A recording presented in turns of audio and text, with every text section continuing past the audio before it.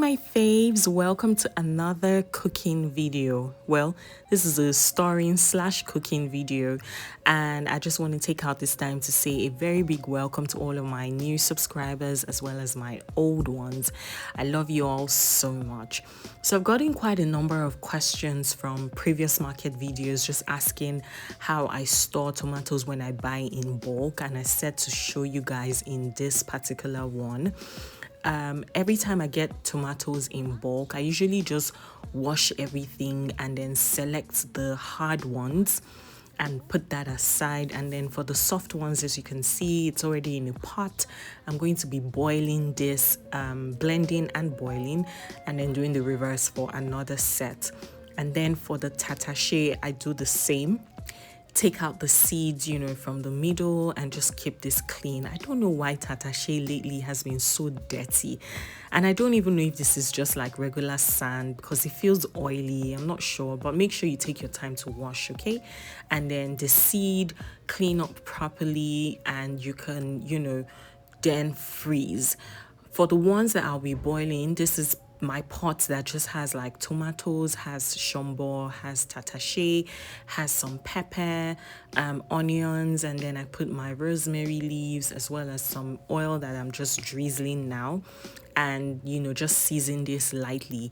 This is usually the pepper mix that I use for my stew and my jollof rice, so you want to make sure that it's really seasoned. And in here is just like regular pepper that I use for like boiling my proteins and whatnot. And here is the strong tomatoes that I selected, and I'm going to be bagging and freezing. Okay, in here the tomato was already dried. When boiling, I made sure not to put a single drop of water because tomatoes has its own, all right? And then once that had dried up, I then blended hot, and this is exactly what you have.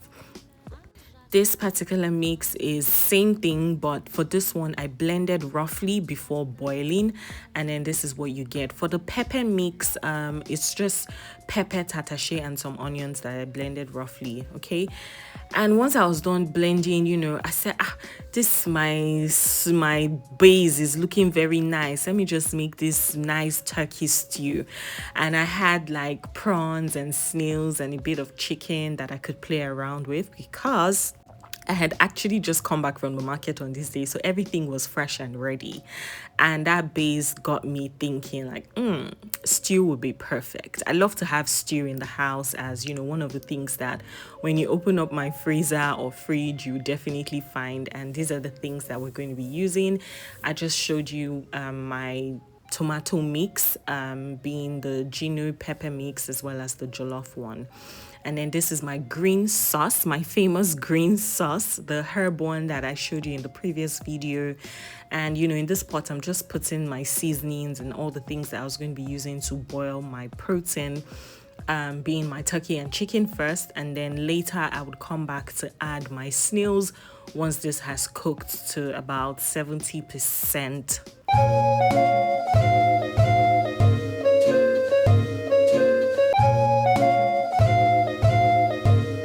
Okay, so once it was ready, instead of frying, I just decided to air fry the turkey and the chicken, and just set that aside for when I needed it.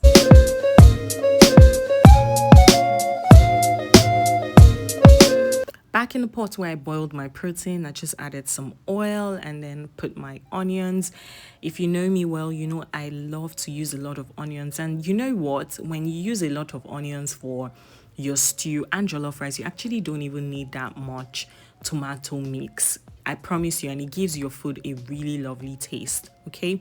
So try out more onions. If you can't stand seeing onions in your food, you can go ahead to blend if you want, all right? So what I did was, after frying the onions, I just put my tomato sachet tomato mix and then allow that to fry for about 5 to 8 minutes before coming to add my pepper or my tomato base. Given that I like to fry so that all that tanginess can get out of the sachet tomatoes, okay? And then I added my fresh curry leaves as well as my fresh thyme leaves and let this fry for a bit before coming in to add my prawns, as you can see, and then my slightly steamed snails as well, and just let all of this cook with the tomato sauce for another 10 minutes thereabouts before you then come in and add like your protein. Added my stock from the meat. You can see how rich the stock looks. Give that a good stir, and then just going with the rest of your proteins, being the turkey and the chicken that I was using. This stew, I would like to call it the queens of stews, because what are you really looking for that you can't find in here aside fish, of course? So anyways, I added all of that, gave this another good mix, and put a bit of water. I like my stew a little thicker than usual. I don't know, if you don't like that, you could add more water and just get it to the liquid point that you want it to be at, but this was fine for me.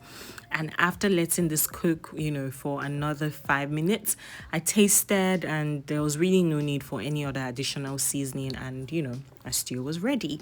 Thank you so much for watching, guys. Until my next video, don't forget to like, subscribe and share.